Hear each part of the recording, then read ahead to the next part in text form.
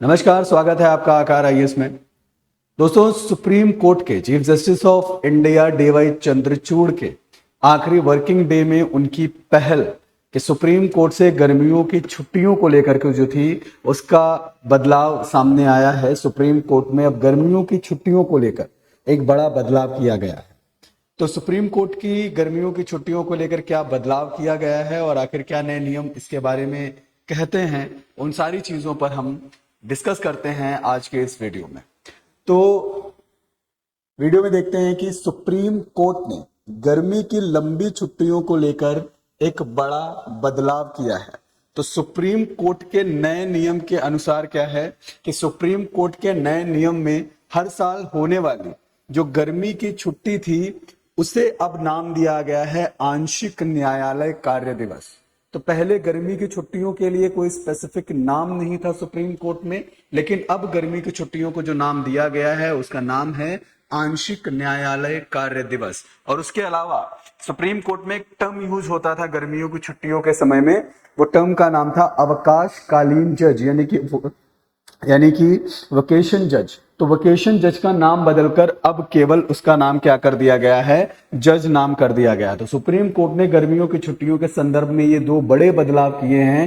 पहला बदलाव ये है कि गर्मी की छुट्टियों का नाम बदलकर उसका नाम रखा गया है आंशिक न्यायालय कार्य दिवस, और उसके साथ जो वोकेशन जज टर्म था, जो अवकाशकालीन जज टर्म था, उसका नाम बदलकर केवल जज कर दिया गया है। आगे देखते हैं और क्या बदलाव किए गए हैं। यह बदलाव सुप्रीम कोर्ट रूल 2013 के संशोधन के आधार पर किया गया है। तो जो सुप्रीम कोर्ट रूल 2013 है उसका संशोधन कर अब यह सुप्रीम कोर्ट जो है दूसरा संशोधन नियम 2024 बन गया है, जिसके माध्यम से गर्मियों की छुट्टियों के प्रावधान को खत्म कर दिया गया। इस बदलाव को 5 नवंबर को नोटिफाई किया गया था। उसके साथ देखिए कि कितने दिन की आखिर छुट्टियां होंगी गर्मियों की। तो आंशिक न्यायालय कार्य दिवस, जैसे पहले अवकाश बोला जाता था, तो आंशिक न्यायालय कार्य दिवस की अवधि और कोर्ट के साथ उसके दफ्तरों की छुट्टियां चीफ जस्टिस के द्वारा तय की जाएंगी। तो आंशिक न्यायालय कार्य दिवस में कितनी छुट्टियां होंगी, क्या होगा, और कोर्ट के साथ उसके दफ्तरों की जितनी छुट्टियां होंगी वो सब डिसीजन किसके होंगे, वो सब डिसीजन होंगे चीफ जस्टिस के, यानी कि वो डिसाइड करेंगे कि कितनी क्या छुट्टियां देनी है और करनी है। इसे ऑफिशियल गैजेट में नोटिफाई किया जाएगा और ये छुट्टियां रविवार को छोड़कर 95 दिनों से ज्यादा की नहीं होंगी, यानी कि 95 डेज से ज्यादा की नहीं होंगी एक्सेप्ट संडे।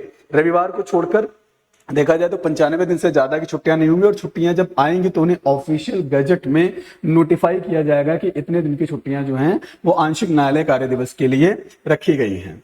इसके साथ साथ में चीफ जस्टिस आंशिक न्यायालय कार्य दिवस या छुट्टियों के बीच नोटिस के बाद सभी एडमिशन, जरूरी नियमित मामलों के लिए एक या एक से ज्यादा जजों की नियुक्ति कर सकते हैं।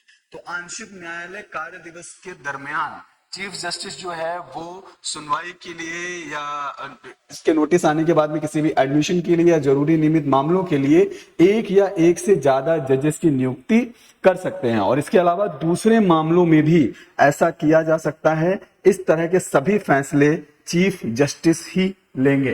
तो डीवाई चंद्रचूड़ का ये सुप्रीम कोर्ट वेकेशन को लेकर के जो एक पहल थी, जो एक इनिशिएटिव था, उसको लेकर के बदलाव कर दिया गया है। सुप्रीम कोर्ट रूल 2013 में संशोधन किया गया, जो कि अब सुप्रीम कोर्ट रूल दूसरा संशोधन 2024 बन गया है।